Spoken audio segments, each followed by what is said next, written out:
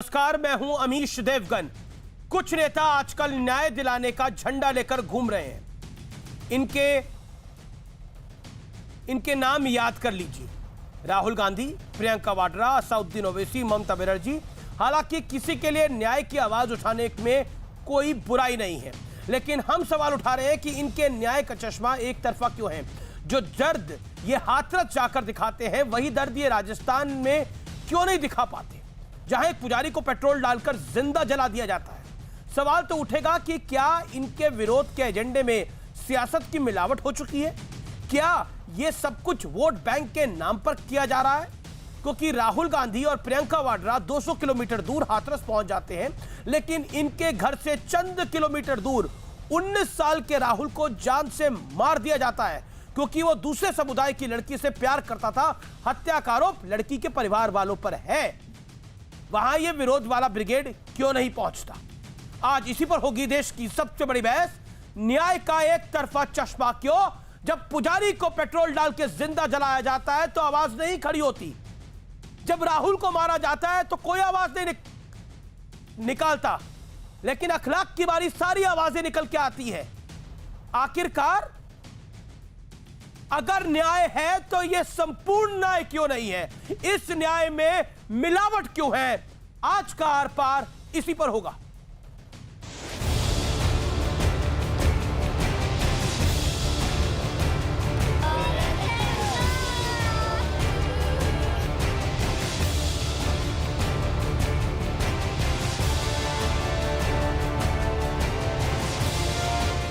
आज इंसाफ के नाम पर सियासी खेल खेलने वालों का पर्दाफाश होगा।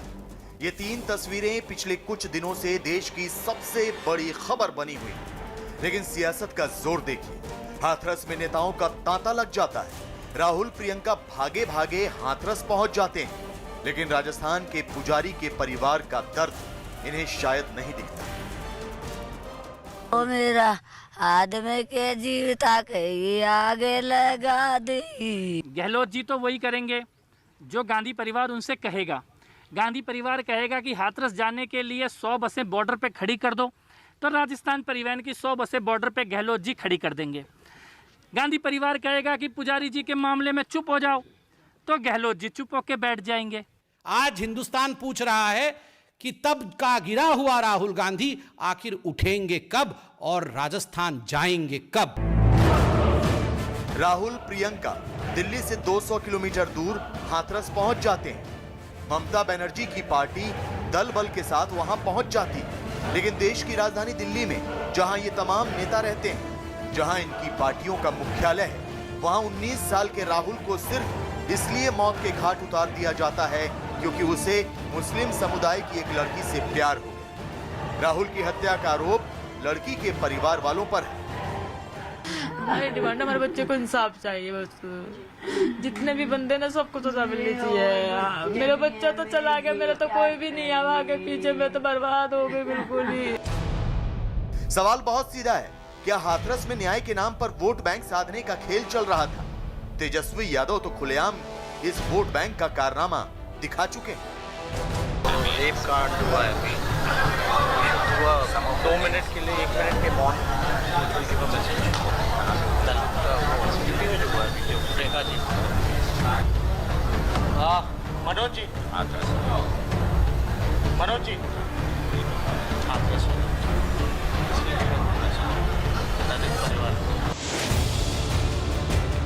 तो क्या न्याय के नाम पर कुछ नेता जो झंडा लेकर घूम रहे हैं, उसके पीछे सोच एक तरफा है? आज इसी पर होगी देश की सबसे बड़ी बहस। न्याय का एक तरफा चश्मा। और अब विश्लेषण सुनिए न्याय के एक तरफे चश्मे का। न्याय ब्रिगेड पुजारी के परिवार से मिलने क्यों नहीं पहुंची? न्याय ब्रिगेड दिल्ली में राहुल के परिवार से क्यों नहीं मिली? सियासी फायदा देखकर तय होता है नेताओं का एजेंडा। न्याय के नाम पर वोट बैंक साधने से का बनता है प्लान। न्याय का चश्मा एक तरफा क्यों है? आखिरकार अगर हाथरस में बहुत ही दुखद हादसा हुआ तो राजस्थान के 12 में भी दुखद हादसा हुआ। बलरामपुर में भी दुखद हादसा हुआ, लेकिन चश्मा सिर्फ एक तरफ का था। बहुत खेद के साथ कहना पड़ता है, क्योंकि हाथरस में जो विक्टिम थी वो दलित थी, इसलिए वहां वोट बैंक दिखा। लेकिन बलरामपुर में क्यों नहीं जाया गया? बारा में क्यों नहीं गया कोई? और दिल्ली के राहुल को मार दिया जाता है और सब चुप बैठते हैं दिल्ली के अंदर, कोई कुछ नहीं बोलता, सब लोग शांत है। लुटियंस गैंग साथ है, खान मार्केट गैंग शांत है, कोई कुछ नहीं बोलता। राहुल तो किसी का बच्चा ही नहीं था जी, उसकी मां कह रही है मैं उजड़ गई हूं, मेरा बच्चा चला गया, मेरे लिए बचा क्या है? ना मुझे आगे देखने वाला कोई, ना मुझे पीछे देखने वाला कोई। आप दर्द महसूस करिए, सबको दर्द होता है, बच्चा किसी का जाए। अगर हाथरस की मां की बेटी गई है तो दिल्ली में राहुल की मां का भी बेटा चला गया है। इसलिए न्याय का यह चश्मा एक तरफा क्यों है?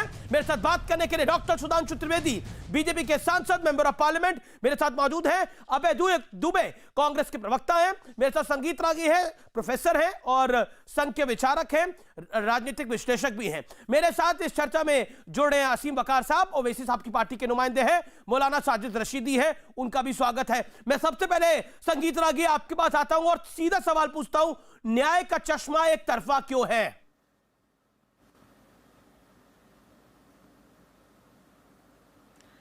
देखिए, ये भारत के अंदर कोई पहली बार हो रहा है और आज़ादी के बाद हो रहा है, ऐसा नहीं है, आज़ादी के पहले भी हो रहा है।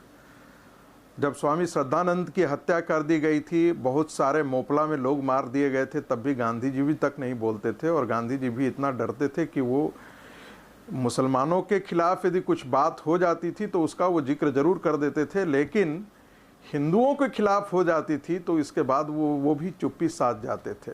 ये डॉक्टर अंबेडकर ने भी अपनी किताब पार्टीशन ऑफ इंडिया में उन्होंने बहुत विस्तार से इस पर जिक्र किया है। देखिए, एक बात और दूसरी बात वो बहुत गंभीरता से कहना चाहता हूं कि एक प्रावधान है जिसमें है कि यदि लड़की आपको बहुत ही पसंद आए, लेकिन यदि वो इस्लाम को नहीं मानने वाली है तो उसके साथ आप शादी नहीं कर सकते हैं, और यदि लड़का बहुत पसंद आए और जब तक वो आप कन्वर्ट नहीं करते हैं इस्लाम में तब तक उसके साथ शादी नहीं होनी चाहिए।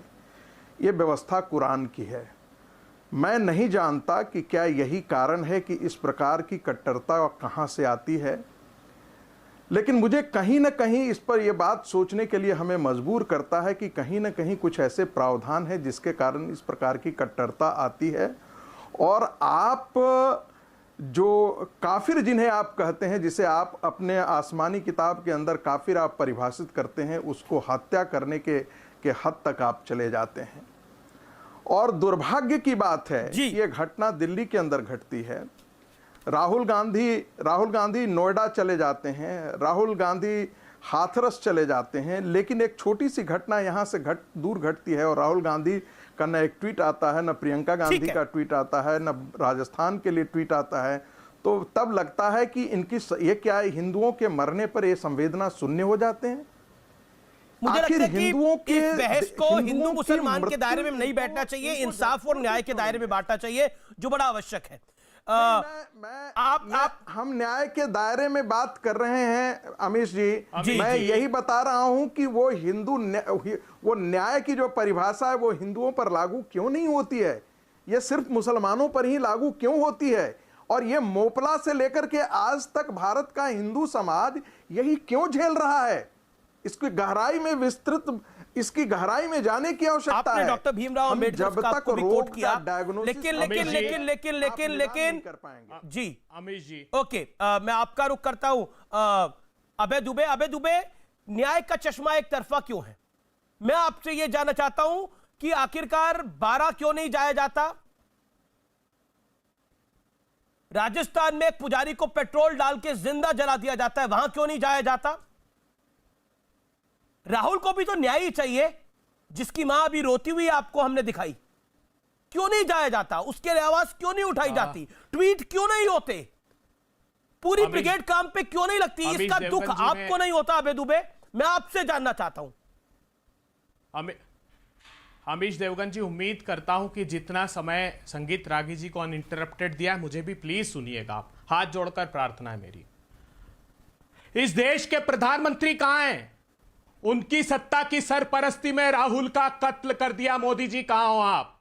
इसके पहले फरीदाबाद में एक मुस्लिम परिवार से संजय ने शादी की, संजय को फरीदाबाद बुलाकर राजस्थान से कत्ल कर दिया। मोदी जी कहां हो आप? मोदी जी आप उत्तर प्रदेश के सांसद हो। औरैया में 3 साधुओं का गला रेत के हत्या कर दी। मोदी जी कहां हो आप? बुलंदशहर में मोदी जी 2 साधुओं को मंदिर में पीट पीट कर मार दिया गया। आप उत्तर प्रदेश से आते हो, मोदी जी कहां हो? एक शब्द क्यों नहीं बोलते हो? गोंडा में सीने में पुजारी के गोली उतार दी। योगी जी, मोदी जी कहां हो आप? आज हाथरस की बिटिया ने हाईकोर्ट में कहा और हाईकोर्ट ने फटकार लगाई कि अगर बड़े परिवार की बच्ची होती तो क्या ऐसे ही रात के अंधेरे में पेट्रोल डालकर आग लगा देते। वो बच्ची के परिवार कह रहा है कि एसआईटी तक धमकाती रही मोदी जी उस बच्ची के परिवार को। उसके सीने पर डीएम ने उसके ताऊजी के सीने पर लात मारी मोदी जी। उस बच्ची का 20 तारीख को स्टेटमेंट लिया, 14 तारीख को बलात्कार हुआ था। मोदी जी कहां हैं आप? हाथ जोड़कर देश पूछता है। आज प्रार्थना कर रहा है देश कि चाहे उन्नाव हो या हाथरस, जहां भी सत्ता की सरपरस्ती में अपराधियों का संरक्षण होगा वहां राहुल गांधी जी जाएगा। चाहे वो रोहित वेमुला की मौत हो, चाहे गुजरात में दलितों का प्रताड़ना हो, चाहे उत्तर प्रदेश में हो, और आज मध्य प्रदेश के मंडला की 12 बच्चियां अबे दुबे जी, अबे दुबे जी आपने लगभग 2 मिनट बोल लिया। अब मैं आता हूं। आपने बोला था कि मेरे को 1 मिनट दीजिएगा, मैंने तो आपको डबल टाइम दिया 2 मिनट का। आपने काफी सारे पॉइंट्स बोले, काफी अच्छे उसमें वक्तव्य भी थे, खासतौर पे हाथरस को लेकर जो आज हाईकोर्ट पे हुआ। लेकिन मैं आपसे पूछता हूं, बलरामपुर पे राहुल जी का कोई ट्वीट आया? हो सकता है हमारे संज्ञान में नहीं आया हो, आप बता दीजिए। प्रियंका वाड्रा का कोई ट्वीट आया? 12 को लेकर कोई ट्वीट आया? पुजारी को पेट्रोल डाल के मार दिया गया, कोई ट्वीट आया? राहुल के बारे में कोई ट्वीट आया जो दिल्ली में हुआ, उसके बारे में कोई ट्वीट आया? जानकारी दीजिए।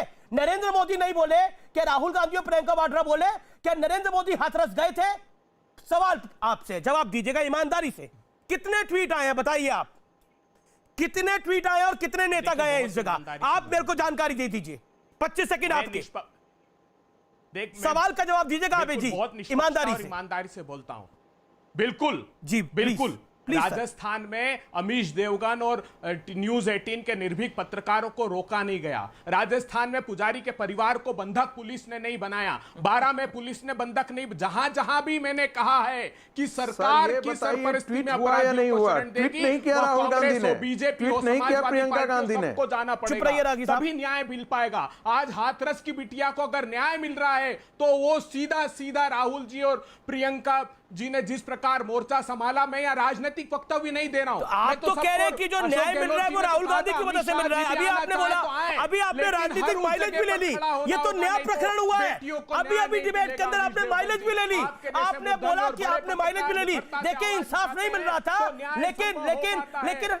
लेकिन राहुल गांधी जी के जाने से, प्रियंका वाड्रा के जाने से इंसाफ मिल गया। आपने तो माइलेज भी ले ली, लेकिन आपने मेरे सवाल का जवाब नहीं दिया अबे जी। मुझे अफसोस रहेगा इस बात का कि आखिरकार 12 में क्यों नहीं कोई गया? पुजारी को पेट्रोल से जिंदा जला दिया गया, वहां पर कोई क्यों नहीं कोई गया? राहुल को मार दिया गया। एक लड़की से प्यार करता था, जो भी विषय था, क्यों नहीं कोई गया? किसी ने, आप तो अपने 4 नेताओं के नाम नहीं गिरा पाए। को प्रताड़ना नहीं दी गई। सुधांशु त्रिवेदी, ये जो प्रताड़ना दी गई है ना हाथरस में, इसलिए सारे लोग वहां एकत्रित हैं। वहां तो उस आवाज उठाने वालों को बर्बरता से मार रहे हैं योगी जी और मोदी जी। रात के अंधेरे में 3 बजे सुधांशु त्रिवेदी को आता। अब आपने अपना वक्त लिया पूरा, आपने अपनी बात को रखा। पिछले 4.5 मिनट से आप भी बोल रहे हैं। डॉक्टर सुधांशु त्रिवेदी का मैं रुक कर जाऊं। डॉक्टर सुधांशु त्रिवेदी, जहां जहां इंसाफ नहीं होगा वहां वहां राहुल गांधी जी और प्रियंका गांधी जी प्रकट हो जाएंगे और वो इंसाफ दिलाएंगे। लेकिन पुजारी को राजस्थान में मारा जाता है, इंसाफ नहीं मिलता। दूसरी बात, दिल्ली के अंदर, दिल्ली के बीचों बीच जहां आप भी रहते होंगे उससे 20-25 किलोमीटर दूर एक लड़के को मौत के घाट उतार दिया जाता है क्योंकि वो प्यार करता है किसी से। कोई भी विषय हो, किसी को मार दिया जाएगा क्या? और कोई नहीं बोलेगा, कोई नहीं बोलेगा, कोई इस पर आवाज नहीं उठाएगा, कोई कार्यक्रम नहीं करेगा इस देश के अंदर। भाई क्यों? जाने इतनी सस्ती है क्या? अभय दुबे जी ने अभी बहुत आवेश में, आक्रोश में क्या बोल दिया, आप रिवाइंड करके देखिएगा। उन्होंने अपने वक्तव्य के पहले अंश में यह बोला कि आज हाई कोर्ट ने बुलाकर उत्तर प्रदेश के अधिकारियों को जवाब तलब करके ये कहा कि वो अगर वो बड़े घर की होती तो क्या ऐसे ही होता। और अंतिम वाक्य में क्या बोला, राहुल और सोनिया, राहुल और प्रियंका जी की वजह से न्याय, मतलब आपका कहने मतलब हो गया हाई कोर्ट जिसने स्वतः संज्ञान लिया था वो राहुल और प्रियंका की वजह से हो गया। मान्यवर, आप बुद्धिमान व्यक्ति, आपने क्या तर्क दे दिया, या अपनी पार्टी के राजनीतिक पूर्वाग्रह को सिद्ध करने बिल्कुल के सही और चक्कर में जिम्मेदारी से आपने, बोल रहा हूं, उच्च न्यायालय पूरी जिम्मेदारी से बोल रहा हूं खड़ा कर सुधांशु दिया। त्रिवेदी जी, ये सर्वविदित सत्य है कि पूरी न्यायालय ने जिम्मेदारी से स्वतः बोल रहा हूं। संज्ञान लिया था। देखिए, मैंने आपके बीच में कुछ नहीं बोला था अभय दुबे जी, आप बोलते रहे पूरे जोश और खरोश से, आक्रोश और उच्छृंखलता से, मैंने शांति से सुना। अब दूसरी बात, आपने कहा योगी जी और मोदी जी, हाथरस में पहली जो एफआईआर दर्ज हुई उसके भाई ने 8 दिन के बाद की एफआईआर में कहा है कि मुझे उसके बाद पता चला कि मेरी बहन के साथ गलत दुष्कर्म भी हुआ है। उसके अकॉर्डिंग एफआईआर गलत बात और उधर देखिए, आप बोल रहे थे मैंने कुछ नहीं बोला, आप पूरी बात सुनिए। चारों आरोपी गिरफ्तार, एसआईटी की जांच टाइमबद्ध, फास्ट ट्रैक कोर्ट में मुकदमा, सीबीआई को रेफर, और सरकार ने कह दिया सर्वोच्च न्यायालय के न्यायाधीश के दिशा निर्देश में मॉनिटरिंग में भी अगर वो हो तो हमें कोई समस्या नहीं है। हमारे योगी जी और मोदी जी कार्रवाई करते हैं, जाते नहीं। आप कह रहे हैं कहां है? अरे मैं पूछना चाहता हूं, सवाल तो तब है जब यहां है पर वहां क्यों नहीं है, हाथरस में है तो बलरामपुर में क्यों नहीं है? और जहां तो आप केवल एक इशारा करते, मोदी जी ने बात किया था ना योगी जी से, अरे आपने बात किया अशोक गहलोत से, एक आंख का इशारा करते राहुल गांधी और देखते क्या होता। चाहे 12 की घटना हो, सरदार शहर में पुलिस कस्टडी में राजस्थान में व्यक्ति मार दिया जाता है और रातों रात उसकी लाश भी जला दी जाती है, मृत शरीर जला दिया जाता है, तो कुछ नहीं होता है। 12 में मुख्यमंत्री ये बयान दे रहे हैं लड़की अपनी मर्जी से गई थी। अरे पुलिस इन्वेस्टिगेशन कर रही है और मुख्यमंत्री बयान दे रहे हैं लड़की अपनी मर्जी से गई थी। और इस राजस्थान में आपने देशद्रोह के मुकदमे लगाए हैं, जिसके लिए आपने अपने शपथ पत्र में कहा था, घोषणा पत्र में, कि हम तो ये चाहते नहीं, मगर किसी अपराधी पे लगा राष्ट्र का, अपने विधायकों पे लगा है। और राजस्थान में लॉ एंड ऑर्डर खराब है, हमने नहीं कहा, भाजपा ने नहीं कहा, आपके उप मुख्यमंत्री ने कहा है। और मैं फिर अंत में कहना चाहता हूं, अभी कुछ दिन पहले आपके एक बड़े नेता उत्तर प्रदेश में ब्राह्मणों को लेकर बड़ी चिंता की बात किए थे कि बड़ा दुखद हो रहा है, परंतु उस पार्टी का एक शब्द नहीं निकला राजस्थान में। और ये वही राजस्थान है जहां चुनाव के दौरान, मैं पुनः कह रहा हूं, चुनाव के दौरान राहुल गांधी जी ने पुष्कर में आकर अपने को परम शिव भक्त दत्तात्रेय गोत्र के जनेऊ कुर्ते के ऊपर पहनने वाले कौल ब्राह्मण घोषित किया था।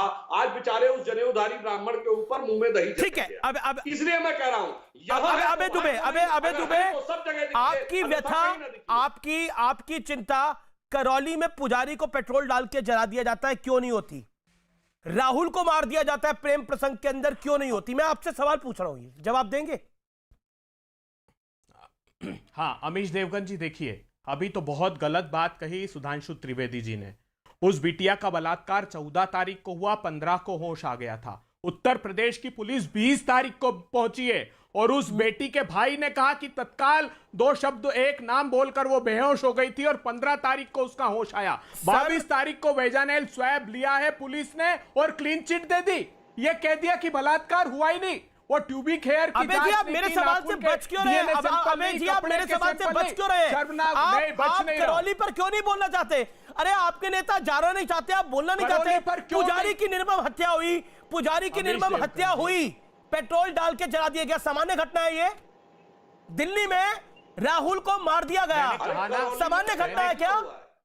मैं आपसे सवाल पूछता हूं ना, आपने हाथरस की बात करी पिछले 15 मिनट के अंदर, लेकिन आप करौली पर क्यों नहीं बोलना चाहते? दिल्ली के अंदर क्यों नहीं बोलना चाहते? दिल्ली के अंदर जो हुआ, राहुल को जो मार दिया गया, राहुल उस मां का, उस मां के आंसू नहीं दिखते आपको? मारा मुस्लिम संजय को भी मारा मुस्लिम परिवार ने राहुल के पहले। अमित शाह जी की सीधी जिम्मेदारी, अमित शाह जी के अंडर में पुलिस है। आप मुझे बताइए, करेली में न्याय किया कि नहीं किया? हाथों हाथ अभियुक्त को गिरफ्तार किया, वहां पर बंधक नहीं बनाया, वहां न्याय दिया और हिंदू रीति रिवाज के अनुसार दाह संस्कार हुआ। मोदी जी के बात करने के बाद योगी जी ने संगीत रागी कुछ कर रहे थे, संगीत रागी बात कीजिए, फिर असीम बखार साहब वेट कर रहे हैं। संगीत रागी साहब, संगीत रागी में क्यों पॉइंट? संगीत रागी नहीं,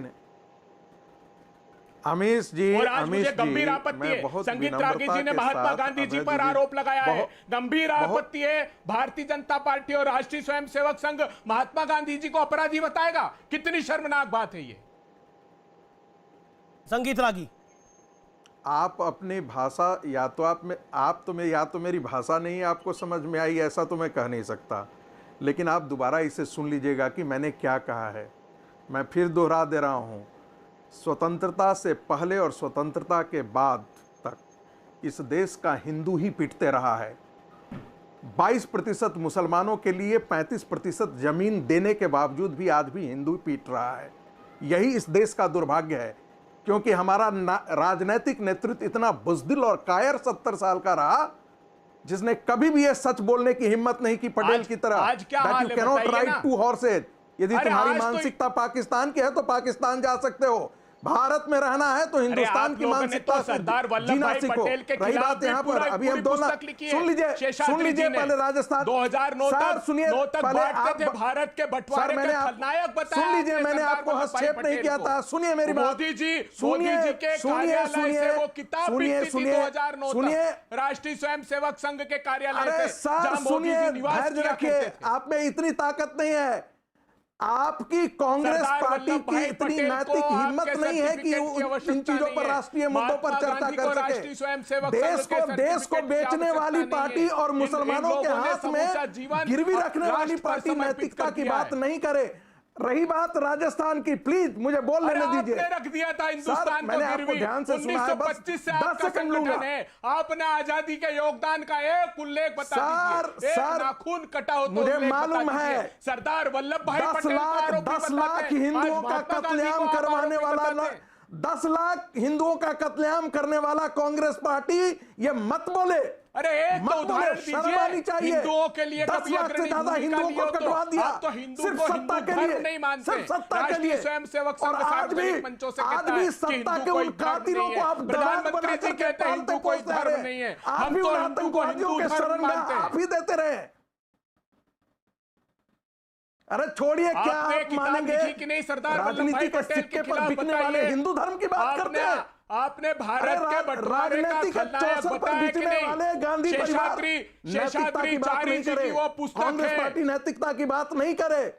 सुन लीजिए पहले, ध्यान से मैंने सुना है सर, इसलिए मुझे बोल लेने दीजिए। 10 सेकंड में बोल रहा हूं बस। चाहिए संगीत रागे जी हमको। साधु राजस्थान के जिन 2 साधुओं को, के खिलाफ एक साधु जिनको जला दिया गया, आपकी पुलिस कह रही कि उन्होंने आत्मदाह किया है। शर्म आ रही है आपको?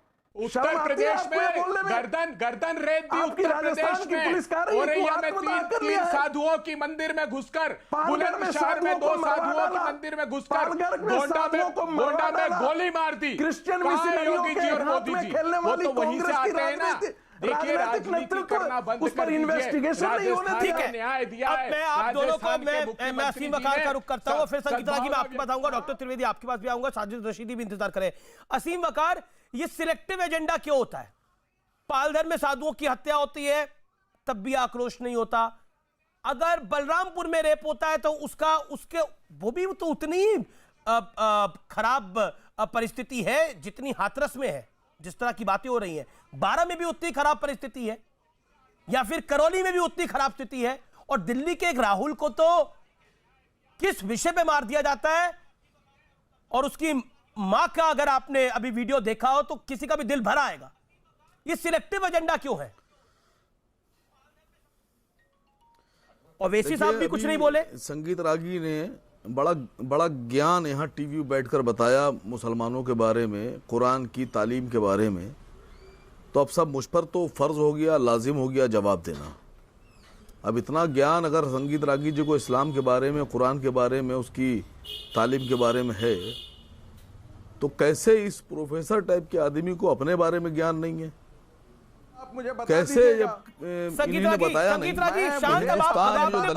तो आप सुनिए ना, ये कैसे हो सकता है? सच बता दीजिए, और इसको प्लीज धर्म के चश्मे से कोई ना देखे, ये विषय न्याय का है या नहीं बोलती है तो आप मुझे गलत ठहरा दीजिए। अच्छा, अब आप शांत रहेंगे रागी साहब? मुझे ऑडियो डाउन करना पड़ेगा मजबूरन। रागी साहब, मेरे निवेदन स्वीकार करिए ना, आपने बोला वो पहली बार आ रहे 21 मिनट के अंदर। आप प्रोफेसर हैं, आपके बच्चे भी आपसे कुछ सीखते होंगे, निवेदन स्वीकार करिए मेरा, बोलिए। सर, इसी हिंदुस्तान में, इसी भारतवर्ष में हमारे जो सबसे मेजॉरिटी में जो तबका रहता है दलित भाइयों का, उन दलित भाइयों के साथ संगीत रागी साहब के लोग और संगीत रागी साहब का जो बिरादरी है वो ये करती थी कि साहब जब वो सड़क पे चलते थे तो उनकी परछाई भी ना पड़ने पाए, और जब दलित चलते थे तो उनको सड़क धोई जाती थी। आजकल टीवी पे एक सीरियल आ रहा है चैनल्स के ऊपर अंबेडकर जी के ऊपर, और साहब कितना कमाल का सीरियल बनाया गया है। संगीत रागी साहब देखते नहीं है, मेरे मशवरा है देखें कि साहब कुएं से पानी नहीं भरने देते हैं दलितों को। और साहब अगर अंबेडकर साहब जब स्कूल जा रहे थे तो संगीत रागी साहब की जो बरादरी थी वो अंबेडकर साहब को अपने क्लासरूम में नहीं बैठने दे रही थी। दलितों को क्लास में बैठने का हक नहीं, दलितों को स्कूल जाने का हक नहीं, दलितों को पानी भरने का हक आपने नहीं, इस विषय में बोल दिया, मेरे सवाल का भी जवाब दे दीजिए। किसी के साथ खाना खाने का हक नहीं। साहब कितना मतलब कितना क्रूर समाज है ये कि संगीत रागी का। अंदर इस प्री इस्लामिक डेज में कौन सा समाज था? इतनी गिलाजत, इतना नफरत, इतना क्रोध, इतना दूसरों के लिए नफरत लाते कैसे हैं? के साथ रेप करता वो कैसा समाज हो सकता है?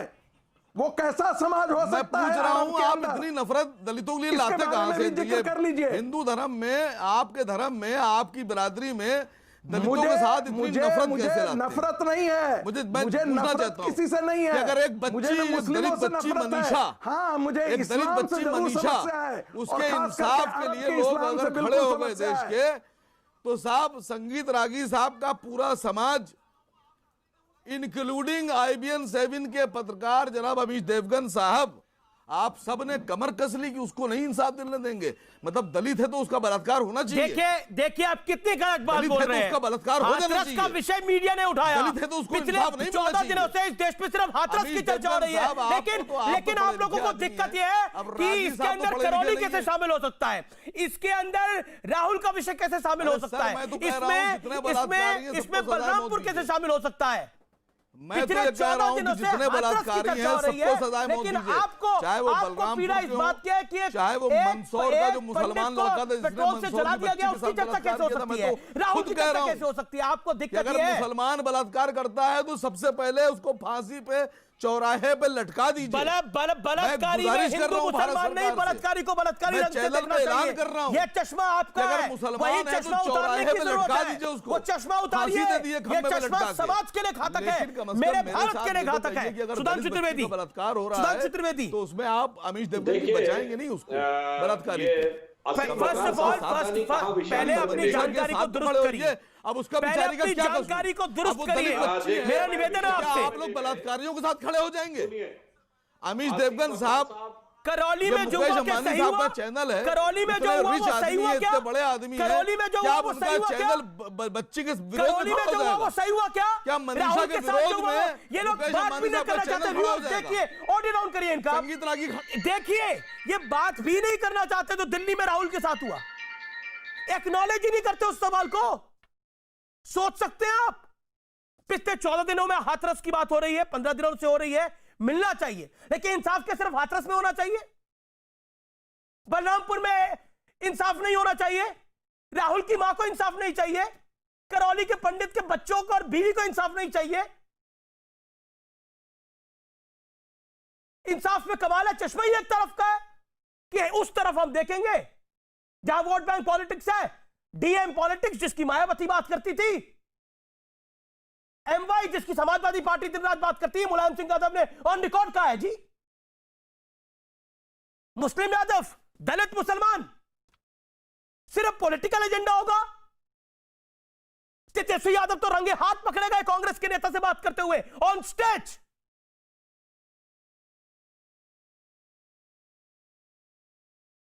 लेकिन चश्मा एक तरफ का है, वो एक तरफ का चश्मा इतना घातक है कि रियलाइज ही नहीं करते कि इंसाफ की डगर पर सब बराबर होते हैं। अगर मैं 15 दिनों से हाथरस की बात कर रहा हूं तो मेरी जिम्मेदारी नहीं है मैं राहुल की बात करूं। आप बताइए व्यूअर्स, मैं आपसे सवाल पूछता हूं कि राहुल का सवाल पूछना मेरी जिम्मेदारी नहीं है? क्या करौली पे सवाल पूछना मेरी जिम्मेदारी नहीं है? क्या बलरामपुर पे सवाल पूछना मेरी जिम्मेदारी नहीं है? मैं आपसे सवाल पूछता हूं। सुधांशु त्रिवेदी, देखिए आसीम वकार साहब अभी विषयांतर करके पता नहीं कहां से कहां पहुंच गए, इसलिए उस विषय के ऊपर एक जवाब देना बहुत जरूरी है। ये असीम वकार साहब कहां से दलितों के बारे में बोलने लगे? और अगर बोलने लगे और इनके दिल में इतनी ही इच्छा है, और अभी उन्होंने संगीत रागी जी के बारे में कहा कि साहब उन्होंने धार्मिक पुस्तक के बारे में कहा, तो लाजमी है जवाब देना। तो मैं एक बात बताना चाहता हूं, हमारे यहाँ तो ये स्थिति है, वाल्मीकि समाज की बेटी थी ना वो, भगवान वाल्मीकि, महर्षि वाल्मीकि, संस्कृत के आदि कवि, रामायण के रचयिता, उनके लिए क्या कहा गया? उल्टा नाम जपत जग जाना, वाल्मीकि भय ब्रह्म समान। वो ब्रह्म के समान हो गए। पर मैं आपसे पूछना चाहता हूं असीम वकार साहब, मैं उत्तर नहीं दूंगा। असीम वकार साहब आप ये बताइए, आपकी धार्मिक मान्यता के अनुसार अरे सर, आप जो भीम कैसे और कमाल मीत के की बात लोग हैं? कहते हैं, अरे आप तो बगैर आप तो मुस्लिम बने ज्योतिष किसी आदमी दलित को हैं साहब। जन्नत मिलेगी? बोलिए हाँ अरे या आप ना? तो ज्योतिष आदमी है साहब, आप तो पढ़े लिखे हैं सुधांशु जी। अरे असीम वकार साहब आप तो बताइए, इंसानियत की बात कीजिए। आप बताइए, आप तो यहाँ दलितों आपके के हिसाब साथ से खड़े हो जाइए। बगैर मुस्लिम बने किसी मतलब दलित बच्ची को दलित है, जन्नत तो आप मिलेगी बलात्कारियों के या साथ खड़े हो नहीं? जाएंगे? हाँ या ना? हाँ या ना? दलित बच्ची है तो आप बलात्कारियों के साथ खड़े हो बोलिए जाएंगे? ना। दीजिए सुधांशु जी की बात का ना। जो मैं अरे पूछ संगीत रहा हूँ, रागी ने आपने अपने धार्मिक को पुस्तक की बात कीजिए कही थी, साहब। जवाब दीजिए मुझे। मैं आप मैं नहीं राज्यसभा बोल रहा हूँ। सदस्य हैं। संगीत रागी में आपको आप आपत्ति थी, मेंबर ऑफ संगीत रागी ने क्यों पार्लियामेंट बोल दिया? हैं। अपने में आप बोलिए, और उस आपकी प्रोफेसर में धार्मिक कुछ तो मान्यता फर्क के कीजिए। अनुसार वो जन्नत में जाएंगे या दोजख में प्रोफेसर में जाएंगे? अपने में कुछ ठीक तो है, फर्क असीम कीजिए। वकार अरे वो जन्नत में जाएंगे कि दोजख में जाएंगे? बोलिए। पार्लियामेंट है, आपने देश के संविधान की शपथ ली है। फिर मैं दूसरी बात आपने का जवाब शपथ दूं। ली है कि आप संविधान की रक्षा करेंगे, तो आप क्या बलात्कारियों के साथ असीम खड़े हो वकार जाएंगे? आप सुन ही नहीं रहे डॉक्टर अरे त्रिवेदी को। बलात्कार दिया तो साहब आपने। बलरामपुर में हुआ, वहां क्यों नहीं होना चाहिए? आपके वहां लोगों से ने बलात्कारियों का नाम शायद आसिफा शाहिद और नाम की सुहेल है। बच्ची का बलात्कार किया। बलात्कार तो और जम्मू बाद में कश्मीर में बलात्कारियों इतने के लिए हुए। आपने तिरंगा रैली निकाली। आपने तिरंगा अरे रैली मेरी निकाली। बात का जवाब नहीं दिया, आप बच गए, दाएं बाएं भागे भागे भागे। मतलब क्या हमारे भाग गए। देश का तिरंगा बलात्कारियों के अरे काम ये आएगा? बताइए, अभी आपने सीए के लिए आंदोलन किया, सीए के तहत पाकिस्तान से आए जो हिंदू मांग रहे थे 80% दलित थे। क्या आसिफा कहा का था आपका बलात्कार दलित करने प्रेम? वाले बलात्कारियों के जम्मू लिए कश्मीर में आप इसी भारत पादरी की के समाज तिरंगे के का लोगों इस्तेमाल को करवाएंगे बीजेपी 4 वाले। पीढ़ी तक कहा गया कि पीएचडी शर्म करने नहीं के आ रही बाद है। भी तुम प्रोफेसर नहीं करोगे, तिरंगे सफाई में कर्मचारी देश का बनोगे। शहीद कहा था दलित लपेट कर प्रेम। उसको अंतिम जवाब दीजिए संस्कार आपको। उसका किया जाता है, जिसकी असीम अंतिम वकार साहब, जो यात्रा मैंने बेसिक सवाल पूछा, देखिए उसका जवाब ये नहीं दे रहे आप। बेसिक ओके साजिद रशीदी अरे को बेसिक बताइए, सवाल साजिद बताइए रशीदी। ना, वो साजिद जन्नत में रशीदी जाएंगे लेकिन कि प्रॉब्लम जहन्नुम में कर जाएंगे? दिया साहब, बोलिए। साजिद आपके रशीदी, पास- सुधांशु ने एक सवाल पूछा, आप जवाब देंगे? साजिद रशीदी, क्या प्रोफेसर क्या राहुल के लिए इंसाफ की आवाज क्यों नहीं उठनी चाहिए? संगीत रागी जी ने करौली कमेंट में किया, इंसाफ तो की मैं तो आप ही से आवाज कमेंट क्यों नहीं उठनी चाहिए? उत्तर प्रदेश के ही बलरामपुर में इंसाफ की आवाज क्यों नहीं उठनी चाहिए?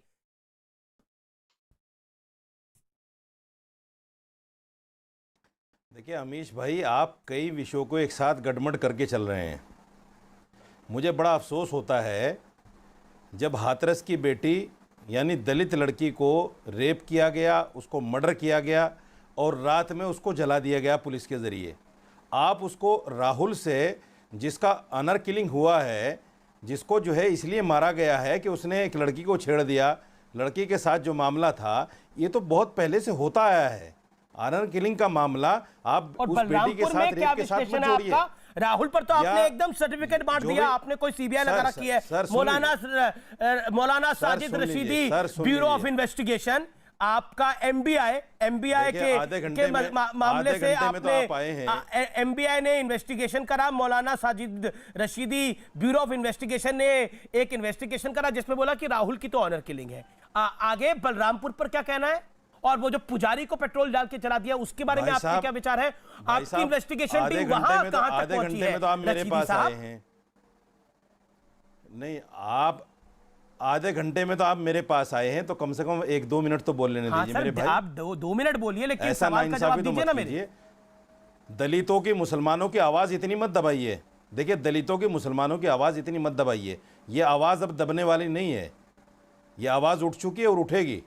उसको उठाने वाला चाहे राहुल गांधी हो, प्रियंका गांधी हो या भीम आर्मी के कोई भी आदमी हो, जो भी नेता आवाज़ उठाएगा ये आवाज़ उठती चली जाएगी। मैं फिर मुद्दे पर आता हूँ। देखिए, सुधांशु त्रिवेदी जी ने बहुत अच्छी बात कही है, एक मैं उनका सम्मान करता हूँ कि साहब वाल्मीकि के रामायण को हम मानते हैं, बहुत अच्छी बात है, हम रामायण को मानते हैं, लेकिन क्या आप आज भी वाल्मीकि को, आज भी दलितों को मंदिर में जाने की इजाज़त देते हैं? या किसी आपके स्वर्ण मंदिरों में कोई दलित पुजारी है या उनको वहाँ पूजा करने की इजाज़त है? नहीं है, बिल्कुल नहीं है। दूसरी बात, संगीत रागी ने कुरान पर सवाल उठाया। मैं कहता हूँ ये बात कुरान के अंदर है। अगर इस्लामी कानून को आप हिंदुस्तान में नाफिज कर दें, किसी में हिम्मत नहीं चोरी करने की, किसी में हिम्मत नहीं रेप करने की, किसी में हिम्मत नहीं डकैती डालने की। आप करके तो देखिए। कुरान तो इतनी सच्ची और पक्की किताब है, मुझे उम्मीद है कि आप इसको पढ़ने लगे हैं। इंशाअल्लाह बहुत जल्द आप दायरा इस्लाम में दाखिल हो जाएंगे। इंशाअल्लाह बहुत जल्दी आप दायरा इस्लाम में दाखिल हो जाएंगे। मुझे उम्मीद है। डॉक्टर त्रिवेदी जवाब देंगे, डॉक्टर त्रिवेदी जवाब देंगे, लेकिन राहुल पर तो इन्होंने क्लीन चिट दे दी सुधांशु त्रिवेदी की राहुल का मामला तो ऑनर किलिंग है। इन्होंने वो जो पुजारी को पेट्रोल से जला दिया गया उस पर बोलना भी मुनासिब नहीं समझा। हाथरस में पिछले 17 दिनों से ये बोल रहे हैं, लेकिन मामला भी दलित बेटी के साथ नहीं जोड़ा जा सकता। पुजारी का मामला भी दलित बेटी के साथ नहीं जोड़ा जा सकता। बलरामपुर में भी दलित बेटी का रेप हुआ है। हाथरस में तो रेप कंफर्म नहीं है जो मेडिकल रिपोर्ट्स है, लेकिन बलरामपुर में भी दलित बेटी के साथ रेप हुआ है। लेकिन आरोपियों के नाम देखकर आपने सहूलियत समझी कि उस पर नहीं बोलेंगे आप। बलरामपुर पे क्यों चुप रही है? उस बेटी के साथ 3 हादसे हुए हैं। सुधांशु गाने दीजिए, आप जोड़ रहे हैं उसके साथ। मौलाना जो बोल रहे हैं, पुजारी के मर्डर को जोड़ रहे हैं उसके साथ। आप मौलाना साहब मैं बोल दूं, मर्डर नहीं जिंदा जलाया गया है। देखिए इन्होंने राहुल के बारे में कह दिया ऑनर किलिंग, और ऐसे बोल रहे हैं ऑनर किलिंग को जस्टिफाई कर रहे हैं, जबकि जहां तक मेरी जानकारी लड़की के बयान में तो लड़की ने अपने घर वालों को दोषी कहा है और लड़की को नारी निकेतन भेज दिया गया है। यानी उसने सीधे माना है कि वो प्रेम का मामला था। और जहां तक मेरी जानकारी है राहुल भी ऊंची जाति से नहीं है, परंतु उसके लिए कोई दर्द नहीं है। और दूसरी बात मैं कहना चाहता हूं, आपने जो ये बात कहने की कोशिश की, हमारे यहाँ कोई भाई भेद नहीं है। ये सवर्णों का मंदिर, ये ठाकुरों का मंदिर, या ये पंडितों का मंदिर, ये जैनियों का मंदिर, ये यादवों का मंदिर, ये जनाब आपके यहाँ का मामला है। ये शिया की मस्जिद, ये सुन्नी की मस्जिद, ये अहले हदीस की मस्जिद, ये देवबंदी की मस्जिद। आज भी नहीं जाने दूसरी बात, आप तो घरों में नहीं जाने देते। आप बोल रहे तो मैं डिस्टर्ब नहीं कर रहा था। आपके दलित आ जाते हैं तो घर को धोते हैं आप। अरे भाई आप बात करते हैं मेरे करने लगे। अरे भाई मेरी बात आ जाता है, दलित से हाथ नहीं मिलाते आप। मैं तो आपको डिस्टर्ब नहीं कर रहा था ना। और कहते हैं मौलाना साहब मैंने आपको डिस्टर्ब नहीं किया, कृपया अपने अपने टर्न पर बोलिए। वाजिब बात बोलिए। दलित से इतनी हिमायत है तो अलीगढ़ मुस्लिम यूनिवर्सिटी में दलितों का आरक्षण क्यों छीना? जामिया मिलिया में दलितों का आरक्षण छीन कर मुसलमानों को क्यों दिया? जम्मू कश्मीर जिसके बारे में आप कहते हैं एकमात्र स्टेट जो मुस्लिम बाहुल्य थी, वहां दलित को आरक्षण क्यों नहीं था? जम्मू कश्मीर में 10 महीने से मुसलमान कैद क्यों हैं? और दूसरी बात है आपके पास, अगर आप ये बात कहना चाहते हैं तो आप फिर के बीच में बोल रहे हैं, उनको लगातार बोल रहे हैं मौलाना साहब, क्योंकि इनके लिए फैक्ट अनकंफर्टेबल हो गए जम्मू कश्मीर में। अच्छा दूसरी बात, इन्होंने कहा कि कुरान के कानून को ना, क्या तरीका है मौलाना साहब? कश्मीर में मैं किसी का भी डिस्टर्ब नहीं करता। साजिद रशीदी आपको ऑडियो डाउन कराऊं मैं बोल सकता था, आप बोल दीजिए तब मैं बोलता हूं। बोलिए डॉक्टर त्रिवेदी। अब मैं बोलता हूं। इन्होंने कहा कुरान का कानून नाफिज कर दिया जाए, चोरी नहीं होगी। बिल्कुल जनाब, अरे तो नाफिज अपने पर तो करिए। मुस्लिम पर्सनल लॉ सिविल में क्यों चाहिए? कहिए क्रिमिनल में चाहिए। हिंदू चोर चोरी करेगा 6 महीने की सजा, मुस्लिम चोर चोरी करेगा हाथ काटे जाएंगे। बोलिए रशीदी साहब। महीने से नहीं छोड़ रहे हैं आप उनको। अगर 10 महीने से आप नहीं छोड़ रहे हैं उनको। पत्थर मार मार के मारे जाएंगे। 10 महीने से आप नहीं छोड़ रहे हैं उनको। क्रिमिनल में तो मुझे इंडियन कोर्ट चाहिए, कश्मीर के मुसलमानों से इतने डरे हुए हैं। अरे अगर पक्के हैं तो कश्मीर के मुसलमानों से इतने डरे हुए हैं आप, करो, आप क्यों आजाद नहीं करते उनको? क्या उनको हक नहीं है? आप कहते हैं हिंदुस्तान के साथ आओ, क्या हिंदुस्तान का कानून लागू नहीं होता? हिंदुस्तान का संविधान उन पर लागू नहीं होता? उनको कैद करके डाल दिया आपने, उनको कैद करके डाल दिया 10 महीने से आपने। वरना भाषण बंद शर्म आनी चाहिए आप लोगों को। और शर्म तो आपको आनी चाहिए। आपका भाईचारा तो गजब का देखा है भाई। शिया सुन्नी को मारता है, मुसलमानों से इतना डर गए। सुनिए, शिया सुन्नी को मारता है, दोनों मिलकर अहमदिया को मारते हैं, और तीनों मिलकर किसको मारते हैं? वो कहते मुहाजिर को मारते हैं, और सब एक दूसरे को मिलकर एक दूसरे को मारते हैं। गजब है भैया। आपके हाथ में 3 तोपें, बंदूकें, बम लेकर लड़ाई होती है। शिया सुन्नी में यमन में लड़ रहे हैं, कश्मीर के पाकिस्तान में कश्मीर के अफगानिस्तान में किससे लड़ रहे हैं? साजिद रशीदी, ये चर्चा कश्मीर पे नहीं है, लेकिन आप बार बार कश्मीर के मुसलमान लाके आ रहे हैं। वहां पर कश्मीर में आप कश्मीरियों को हिंदू मुसलमान के नजरिए से देख रहे हैं, मैं कश्मीरियों को हिंदुस्तानी के नजरिए से देख रहा हूं। कश्मीर के मुसलमान परेशान नहीं है, कश्मीर का अलगाववादी ब्रिगेड परेशान है, जिसे परेशान होना चाहिए। कश्मीर के बाशिंदे खुश हैं। और देखिए, ये 370 पर बहस नहीं है, 370 पर इस देश में 70 साल बहस हो चुकी थी। 300, आवाज डाउन करिए इनकी आप। 370 पर इस देश में 70 साल बहस पूरी हो चुकी है। पंडित नेहरू ने कहा था कि घिसते घिसते घिस जाएगा, घिस गया। 2019 के अंदर अमित शाह और प्रधानमंत्री मोदी को लगा इसको घिसना चाहिए, घिस गया। उसका रोना बंद करिए अब। 370 गया, 370 इतिहास था। आज में रहिए, आज में और अभी भी। आज और अभी की बात यह है, जिसको आपने ऑनर किलिंग कहा है, जिस पर आपने अपनी इन्वेस्टिगेशन का पूरा फैसला सुना दिया है, उस पर जांच चल रही है। उसमें प्राइम फेसी यह सबूत मिल रहा है कि लड़के को लड़की से प्यार था, लड़की को लड़के से प्यार था। इसी ने लड़की के भाइयों ने उनको मार दिया। लड़की के भाइयों का नाम सुनने के बाद आपने बोला ये ऑनर किलिंग है। और पुजारी जिसको जिंदा जला दिया गया, माफ करिए, वो पुजारी ना होता, कोई और होता। यही बात कहते हैं आप?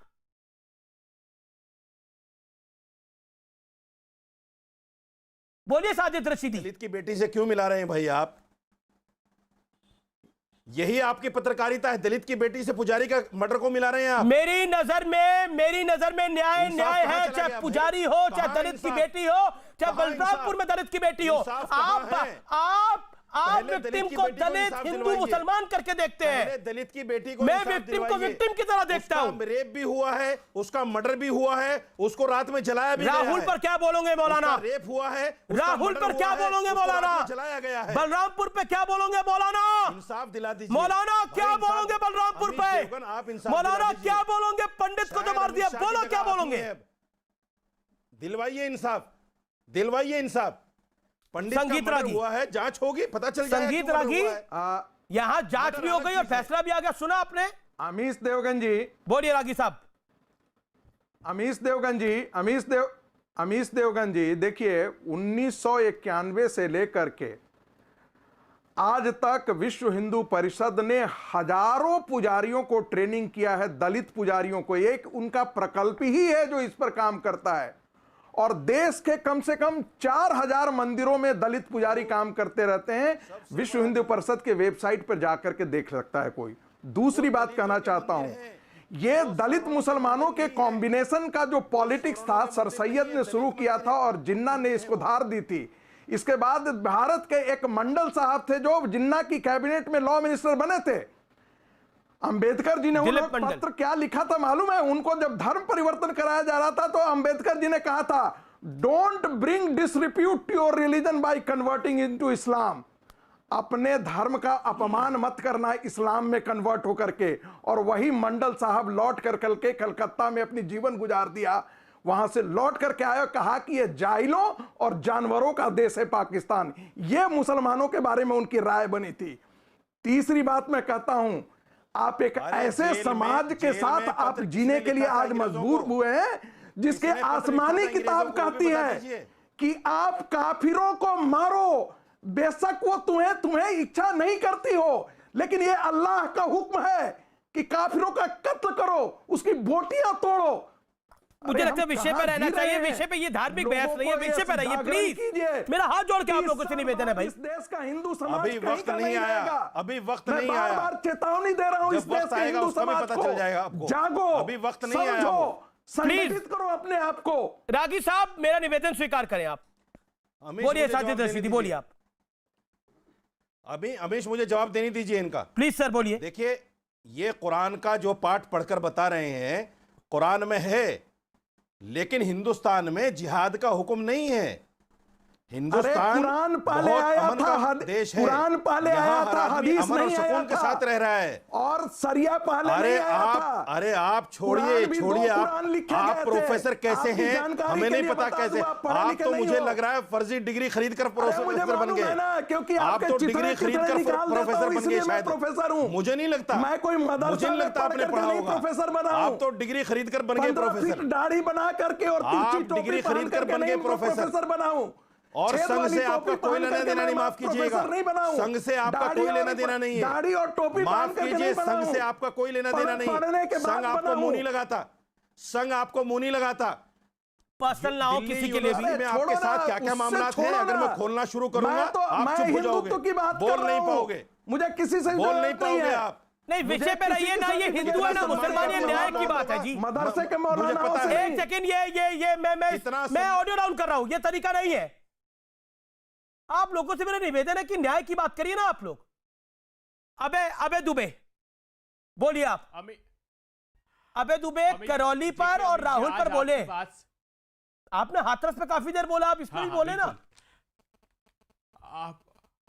आपकी बात से एक बात साफ होती है कि राहुल को न्याय नहीं मिला, बलरामपुर में भी न्याय नहीं हुआ। अमित शाह साहब, योगी जी हाथ जोड़कर प्रार्थना है, गंभीर आरोप लगाया और सुधांशु त्रिवेदी जी ने भी लगाया कि न्याय नहीं मिला उनको और नहीं बोल रहा है कोई। आप इसका संज्ञान लीजिए, न्याय कीजिए। और अमीश देवगन जी ने 20 दिन तक शो करा था, जमातियों का मौलाना साद, मैं उस शो में था, दिल्ली में आ गया है। कब गिरफ्तार होगा अमित शाह साहब, कब गिरफ्तार करेंगे?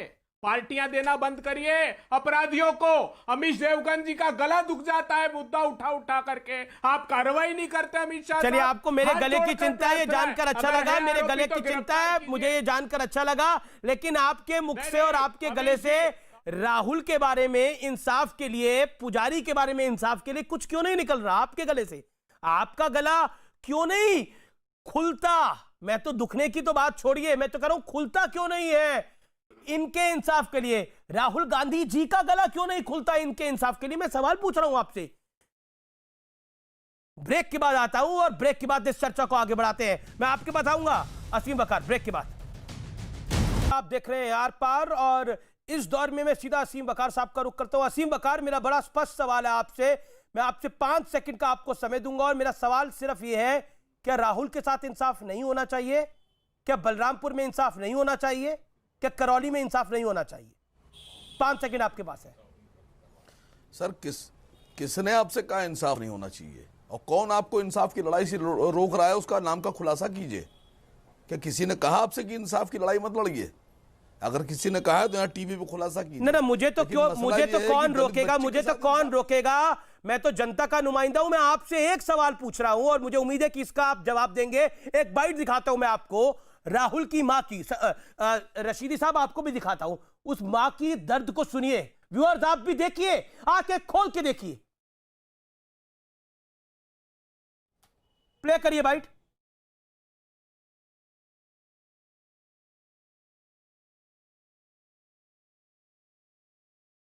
बाइट प्ले करिए पीसीआर।